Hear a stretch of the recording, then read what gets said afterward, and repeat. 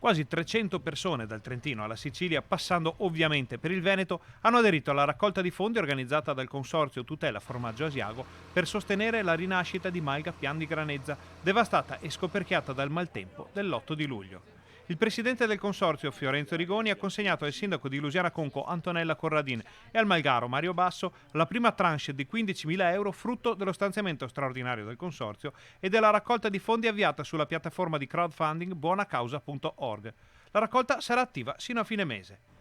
Il sindaco Corradin, dato che il comune è proprietario della malga, che come da usanza altopianese viene assegnata a un conduttore, si è impegnato a ultimare i lavori prima dell'arrivo della brutta stagione. Per Fiorenzo Rigoni il successo della raccolta di fondi è una dimostrazione tangibile di quanto l'altopiano e le sue malghe non siano solo luoghi bellissimi, ma anche e soprattutto un patrimonio da preservare. Quel che è importante e che emerge fra le righe di una situazione di emergenza è che la produzione casearia dell'altopiano non si è mai fermata, né durante le fasi più complicate dell'emergenza del coronavirus, né in seguito alle forti ondate di maltempo che stanno flagellando i 7 comuni dall'inizio dell'estate.